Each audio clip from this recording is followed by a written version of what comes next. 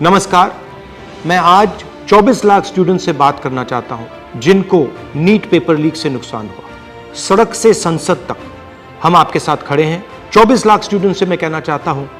ഇപ്പോൾ നമ്മൾ കേട്ടത് നമ്മുടെ പ്രതിപക്ഷ നേതാവ് രാഹുൽ ഗാന്ധി 2024 നീറ്റ് പരീക്ഷയെപ്പറ്റി പറഞ്ഞതാണ് കേട്ടോ. അത് നിങ്ങൾ പ്രേക്ഷകർ ഒന്ന് നോട്ട് ചെയ്യണം. ഇനി നമുക്ക് തുടർന്നുള്ള ഭാഗങ്ങൾ ഒന്ന് കണ്ടു നോക്കാം.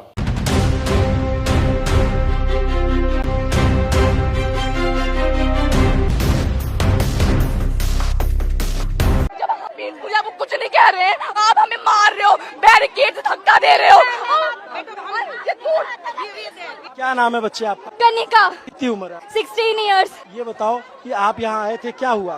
यहाँ पे सब लोग मार पीट कर रहे हैं, बोल रहे हैं पीसफुल मार्च करेंगे, खुद क्यों हाथ उठा रहे हो फिर? खींच लेंगे कुर्सी से, खींच लेंगे कुर्सी से।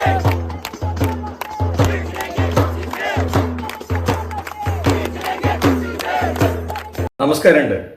ഇപ്പോൾ നമ്മൾ കണ്ട കാഴ്ചകൾ കഴിഞ്ഞ 1-2 ദിവസമായിട്ട് നമ്മുടെ രാജ്യതലസ്ഥാനമായ ഡൽഹിയിൽ അരങ്ങേറുന്ന ചെറുപ്പക്കാരുടെ സമരത്തിന്റെ തീജ്വാലയിലെ രംഗങ്ങളാണ്. സമരത്തിന് ഐക്യദാർഢ്യം പ്രഖ്യാപിച്ചുകൊണ്ട് നമ്മുടെ രാജ്യത്തിന്റെ പ്രതിപക്ഷ നേതാവ് രാഹുൽ ഗാന്ധി പങ്കെടുത്തപ്പോൾ അദ്ദേഹത്തെ പോലീസുകാർ വലിച്ചഴച്ചു കൊണ്ടുപോകുന്ന അതിദയനീയമായ ഒരു രംഗമാണ് ഇപ്പോൾ നമ്മൾ കണ്ടത്. നമ്മുടെ പ്രധാനമന്ത്രിയോളം തന്നെ പ്രാധാന്യമുണ്ട് നമ്മുടെ ജനാധിപത്യത്തിൽ പ്രതിപക്ഷ നേതാവിനും. ഭരണകൂടത്തിന് ഒരു തെറ്റുപറ്റിയാൽ തിരുത്തേണ്ടതും ചോദ്യം ചോദിക്കേണ്ട വ്യക്തിയുമാണ് പ്രതിപക്ഷ നേതാവ്.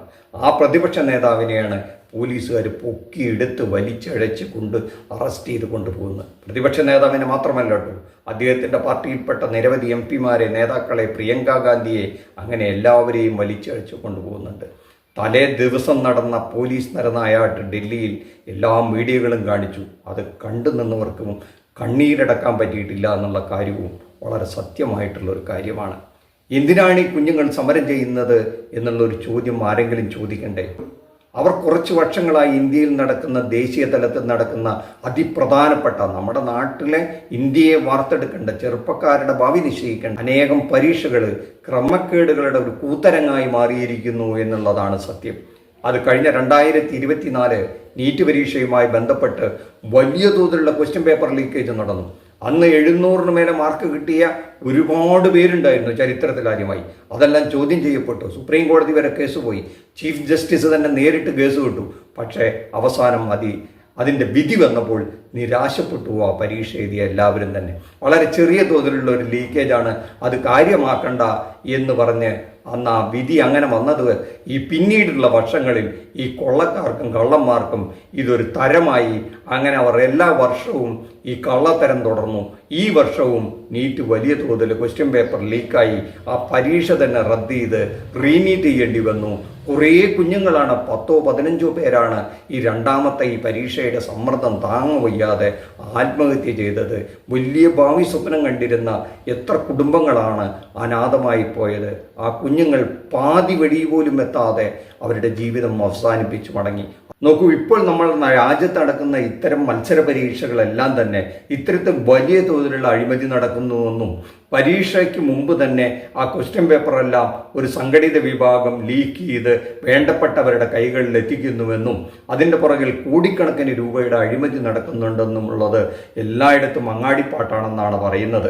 അതിനെതിരെ പാവം കഷ്ടപ്പെട്ട് പഠിച്ച് വർഷങ്ങളോളം എടുത്ത് ഒരു പരീക്ഷ എഴുതി പുറത്തു വന്ന് അനർഹമായ കൈകളിൽ ഈ സീറ്റുകളെല്ലാം എത്തിച്ചേരുമ്പോൾ അത് നോക്കി നിൽക്കേണ്ട ഒരു പാവപ്പെട്ട കുട്ടികൾക്ക് അവരെങ്ങനെയാണ് അതിന് പ്രതികരിക്കുക, എങ്ങനെയാണ് അവർ സംഘടിക്കേണ്ടെന്ന് അറിയാതിരിക്കുമ്പോഴാണ് അങ്ങ് അമേരിക്കയിൽ നിന്ന് അഭിജിത്ത് ദീപ്കെ എന്ന ഒരു ചെറുപ്പക്കാരൻ അവിടെ ബോസ്റ്റൺ യൂണിവേഴ്സിറ്റിയിൽ പബ്ലിക് റിലേഷൻസിൽ പോസ്റ്റ് ഗ്രാജുവേഷൻ പഠിക്കാൻ പോയി. അവിടെ തന്നെ ജോലി തേടി. കാരണം ഇന്ത്യയിൽ വന്നാൽ രക്ഷയില്ലെന്ന് മനസ്സിലാക്കി അവിടെ തന്നെ ഒരു ജോലിക്ക് അന്വേഷിച്ചുകൊണ്ടിരിക്കുമ്പോഴാണ് കോക്രോച്ച് ജനതാ പാർട്ടി എന്ന് പറഞ്ഞിട്ടുള്ള ഒരു ഒരു സാങ്കല്പിക രാഷ്ട്രീയ പാർട്ടി രൂപീകരിച്ചുകൊണ്ട് സോഷ്യൽ മീഡിയയിൽ ഒരു പോസ്റ്റ് ഇടുന്നത്. അതിന് കിട്ടിയൊരു പ്രചാരമുണ്ടല്ലോ, അഭൂതപൂർവമായിരുന്നു. മണിക്കൂറുകളെ കൊണ്ട് കോടിക്കണക്കിന് കുട്ടികളാണ് അതിൻ്റെ പുറകെ അണിനിരന്നത്, ചെറുപ്പക്കാരാണ് അണിനിരന്നത്. അതിന് അദ്ദേഹത്തെ പ്രേരിപ്പിച്ചത് ഇവിടെ ഒരു കേസ് പരിഗണിക്കുന്നതിനിടയിൽ നമ്മുടെ ചീഫ് ജസ്റ്റിസ് സൂര്യകാന്ത് എന്തു പറഞ്ഞു? ഈ തൊഴിലില്ലാത്ത ചെറുപ്പക്കാരെല്ലാം പാറ്റകളെ പോലെയാണെന്ന് എന്തോ ഒരു റിമാർക്ക് നടത്തി. അതാണ് ആ ചെറുപ്പക്കാരനെ പ്രകോപിപ്പിച്ചത്. അതാണ് ഈ CJP എന്ന പാർട്ടി, ഈ പാറ്റകൾ എന്ന പാർട്ടി ഉണ്ടാക്കിയത്. ആ പാറ്റകൾ ഇന്ന് പറന്ന് വലിയ ബൂമായിട്ട് ഡൽഹി നഗരത്തെ പ്രകമ്പനം കൊള്ളിച്ചുകൊണ്ടിരിക്കുകയാണ്. അതിൽ നമ്മുടെ ഭരണകൂടം വിറച്ചു തുടങ്ങിയിരിക്കുന്നു എന്നാണ് ഇപ്പോൾ കിട്ടുന്ന പുറത്തു വരുന്ന വാർത്തകളെല്ലാം തന്നെ. ഇപ്പോൾ ചർച്ചയ്ക്കൊക്കെ റെഡി ആയിട്ടുണ്ടെന്ന് പറയുന്നു. പക്ഷേ ഈ പാറ്റകൾ എങ്ങനെ ഉയർന്നു വന്നു എന്നൊരു ചോദ്യം നമ്മുടെ മനസ്സിൽ തോന്നണ്ടേ? ഇതാണോ അതിൻ്റെ മാർഗം എന്ന് നമ്മൾ ആലോചിക്കണ്ടേ? നമ്മുടെ ഇവിടുത്തെ ശരിക്കും നിലവിലുള്ള രാഷ്ട്രീയ പാർട്ടികളൊക്കെ എന്ത് ചെയ്യുകയായിരുന്നു? ഈ പ്രതിപക്ഷ കക്ഷികളൊക്കെ എന്ത് ചെയ്യുകയായിരുന്നു? ഈ രാഹുൽ ഗാന്ധി എന്ത് ചെയ്യുകയായിരുന്നു? ഇന്ന് പോലീസ് വലിച്ചഴച്ചു കൊണ്ടുപോകുന്ന നമ്മുടെ രാഹുൽ ഗാന്ധി ഇത്രയും കാലം എവിടെയായിരുന്നു എന്നൊരു ചോദ്യം നമുക്ക് തോന്നില്ലേ? അതിൻ്റെ ഒരു കഥ നമുക്ക് കുറച്ച് ഭാഗം കേട്ടിട്ട് ബാക്കി പറയാം. नमस्कार, मैं आज 24 लाख स्टूडेंट से बात करना चाहता हूं जिनको नीट पेपर लीक से नुकसान हुआ। सड़क से संसद तक हम आपके साथ खड़े हैं। 24 लाख स्टूडेंट से मैं कहना चाहता हूं, आप अकेले नहीं हो। पिछले 7 साल में 70 बार पेपर लीक हुआ है और 2 करोड़ युवाओं को पेपर लीक से नुकसान हुआ है। एक साथ हम ये लड़ाई लड़ेंगे और ये लड़ाई जीतेंगे। मेन इशू जो है वो हमारा पेपर लीक है। So it's not only about 24 lakh NEET students, it's about whole family. There was a digital leak also this time. हमारे सोशल मीडिया अकाउंट्स बैन किए जा रहे हैं, हमारी वीडियोस डिलीट की जा रही हैं। मेरा नाम पूरे सा हम लोग नया पासा और आपके हाथ में, अगर आप क्लैरिटी से खड़े हो गए और पीछे नहीं हटे, उन दोनों को आपकी बात माननी पड़ेगी।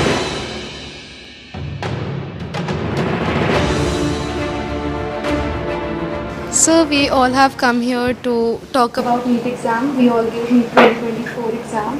And most of us are 620 plus above who are sitting in this room. Last year 610 was the cutoff. बाकी cutoff 657 पहुंच गई है.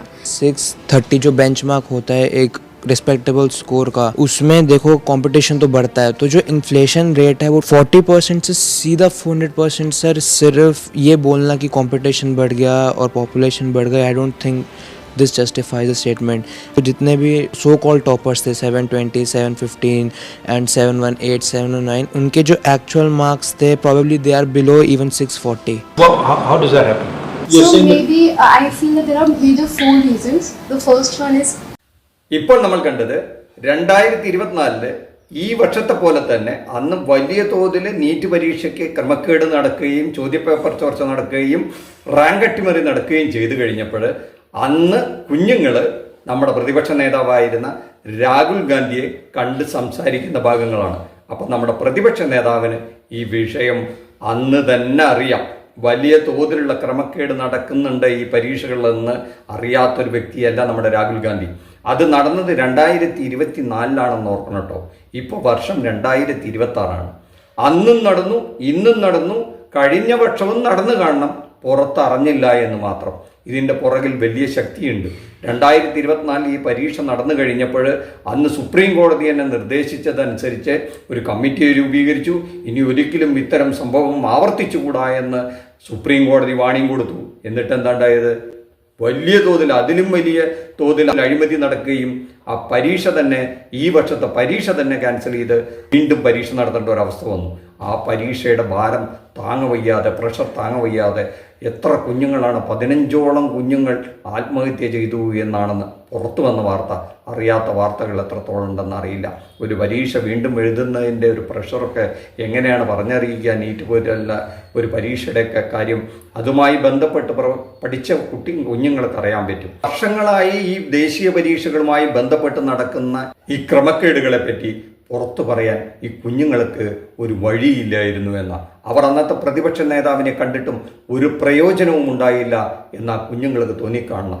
അവരുടെ മനസ്സിൽ അടക്കി പിടിച്ചിരിക്കുന്ന ഒരു വികാരം പുറത്തേക്ക് എങ്ങനെ കൊണ്ടുവരുമെന്ന് ആലോചിച്ചിരിക്കുകയാണ് ഈ അമേരിക്കയിൽ നിന്നുള്ള ഈ അഭിജിത്ത് ദീപ്കയുടെ വരവ്. സാങ്കല്പിക ഒരു പാർട്ടി രൂപീകരിച്ചുകൊണ്ട്, CJP എന്ന പാർട്ടി രൂപീകരിച്ചുകൊണ്ട് അവർ അതിൽ ആ പിടിവള്ളിയിൽ പിടിച്ചു തൂങ്ങി അവർ ആ സമരവുമായി നാട്ടിലേക്ക് ഇറങ്ങി രാജ്യതലസ്ഥാനത്തേക്ക് വന്നു. അപ്പോഴും നമ്മുടെ ഈ പ്രതിപക്ഷ കക്ഷികൾക്ക് ആ ഒരു സമരത്തിനെ കണ്ണിൽ പിടിച്ചില്ല എന്നുള്ളതാണ് സത്യം. ആദ്യഘട്ടങ്ങളിലൊന്നും തന്നെ അവർ മൈൻഡ് ചെയ്തില്ല എന്നുള്ളതൊരു സത്യമാണ്. പക്ഷേ പിന്നീട് നടന്ന സംഭവങ്ങളാണ് ഇവരുടെ കണ്ണ് തുറപ്പിച്ചത്. ഒരുപക്ഷെ തങ്ങളുടെ സ്പേസ് തന്നെ ഇവർ തട്ടിയെടുക്കുമോ ഈ നാട്ടിലെ ചെറുപ്പക്കാർ എന്നുള്ളത് ഒരു പക്ഷേ രാഹുൽ ഗാന്ധിയും ആ പാർട്ടിയും തിരിച്ചറിഞ്ഞു കാണണം. കാരണം നമ്മുടെ സമീപ രാജ്യങ്ങളിൽ ചെറുപ്പക്കാരുടെ ഒരു മൂവ്മെൻറ്റ് ആ രാജ്യത്തെ ഭരണകൂടം തട്ടിമറിക്കുകയും പിന്നീട് നടന്ന തെരഞ്ഞെടുപ്പിൽ ആ ചെറുപ്പക്കാരാണ് വിജയിച്ചത്, അവരുടെ പ്രധാനമന്ത്രിയാണ് ഇന്ന് അവിടെ ഭരിക്കുന്നത് എന്നോർക്കുമ്പോൾ അത് ഒരു ഉൾക്കിടലം പോലെ നമ്മുടെ ഈ പ്രതിപക്ഷ നേതാവിനെയും ഭയപ്പെടുത്തിയിരിക്കണം. ആ ഭയമായിരുന്നിരിക്കണം ഒരുപക്ഷെ ഇന്നലെ ഡൽഹിയിൽ ഈ സമരത്തിന് ഐക്യദാർഢ്യം പ്രഖ്യാപിക്കാനായിട്ട് ഇറങ്ങിത്തിരിച്ചതും ഈ തരത്തിൽ ഇതൊക്കെ കലാശിച്ചതും. ഇതെല്ലാം കാണിക്കുന്നതും നൽകുന്നതും നമ്മുടെ നാട്ടിൽ നിലനിൽക്കുന്ന സാമ്പ്രദായിക രാഷ്ട്രീയ കക്ഷികൾക്ക് ഈ കുഞ്ഞുങ്ങളിൽ നിന്ന് ചില പാഠങ്ങൾ പഠിക്കാനുണ്ടെന്നാണ്. അവരുടെ ആവശ്യങ്ങൾ കണ്ടറിയാൻ അവർ മുതിർന്നില്ലെങ്കിൽ അവർ സ്വയം സംഘടിതരായി പാറ്റകളായി ഉയർന്നു പൊന്തിക്കൊണ്ടേയിരിക്കുമെന്നുള്ളത് അവർ മനസ്സിലാക്കണം. അവർ ഉയർന്നു പൊന്തിക്കഴിഞ്ഞാൽ ഇവരുടെ അടിവേര് തന്നെ ഇളക്കിക്കളയാനുള്ള ചാൻസ് ഉണ്ട് എന്നുള്ള കാര്യം അവർ തിരിച്ചറിഞ്ഞാൽ അത് അവർക്ക് നല്ലത് എന്ന് മാത്രമേ ഇവിടെ പറഞ്ഞു വെക്കട്ടെ. നമ്മുടെ പ്രേക്ഷകർക്കും ഈ വിഷയത്തിൽ ചില അഭിപ്രായങ്ങളുണ്ടാവും. നന്ദി, നമസ്കാരം. മറ്റൊരു വിഷയവുമായി മറ്റൊരു എപ്പിസോഡിൽ കാണുന്നവരെ താങ്ക് യു.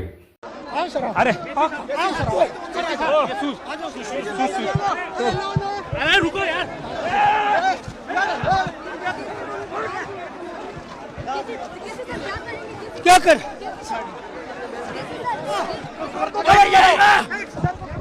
उठो